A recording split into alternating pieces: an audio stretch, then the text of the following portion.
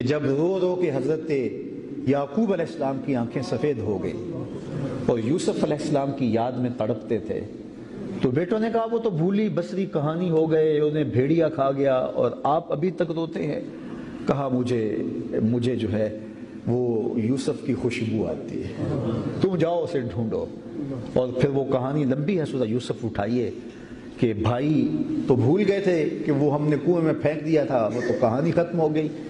لیکن جب مصر پہنچے اور عزیز مصر نے جو یوسف کنویں میں ڈالے گئے تھے آج وہ تخت مصر پہ بیٹھے ہوئے تو انہوں نے بھائیوں کو پہچان لیا اور ان سے کہانی چھیڑی اور کہا تم کون ہو، کہاں سے آئے ہو۔ انہوں نے ساری کہانی سنائی تو کہا کہ ٹھیک ہے تم دوبارہ بھی آنا، اور جس بھائی کا تم نے ذکر کیا بڑے شوق سے کیا بنیامین، اس کو بھی لے آنا۔ تو کہا ٹھیک ہے، اور ان کے جو پیسے تھے وہ بھی ان کی کھجیوں میں رکھ دیے۔ وہ واپس گئے اور جا کے اپنے باپ سے کہا تو انہوں نے کہا پہلے ایک یوسف گوایا ہے تم نے، اب اس کے بھائی کے ساتھ بھی حشر کرو گے۔ تو اتنے میں جب وہ کھرجیاں کھولی تو پیسے بھی واپس، تو کہا کہ ہمارے باپ ہمیں اور کیا چاہیے، ہمیں غلہ بھی مل گیا، مفلوق الحال ہے، پیسے بھی ہمارے واپس کر دی، اتنا اچھا عزیز مصر ہے۔ بہرحال پختہ وعدہ لے کر حضرت بنیامین کو بھی حضرت یوسف علیہ السلام نے ان کے ساتھ، حضرت یعقوب علیہ السلام ان کے ساتھ بھیج دیا۔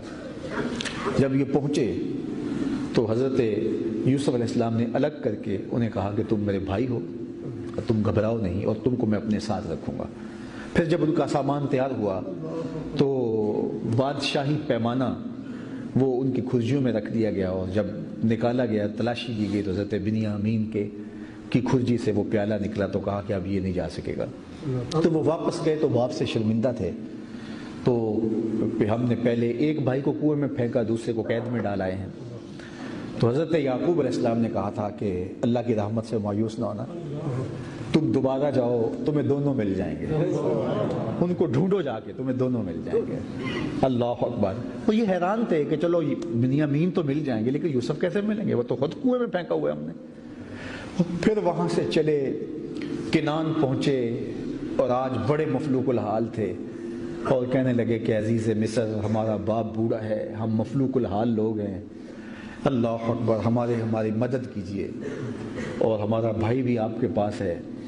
اور وہ بڑی لجاجت کرنے لگے۔ تب جناب یوسف علیہ السلام نے فرمایا کہ تمہارا ایک بھائی یوسف بھی ہوتا تھا، تمہیں یاد ہے کہ تم اس کے دماغ کی سکرین پہ صورت آئی اور بے ساختہ کا انکا لانتا یوسف، آپ یوسف ہیں؟ قال انا یوسف ھذا اخی، کہا میں یوسف ہوں، یہ میرا بھائی۔ اب ان کا بدن کانپنے لگا نا کہ اب وہ یوسف جس کو ہم نے کنویں میں پھینکا تھا آج شاہ بن کے تخت نشین ہے، تو ہمارا کیا حال کرے گا۔ ایک لمحے کے توقف کے بغیر فرمایا لا تثریب علیکم اليوم، آج تمہارے اوپر کوئی معاوضہ نہیں ہو، اب تم جاؤ اور جا کے میرے باپ کو لے کے آؤ۔ تو انہوں نے کہانی سنائی کہ وہ تو رو رو کے جو ہے ان کی آنکھیں سفید ہو چکی ہیں، کچھ دکھائی نہیں دیتا۔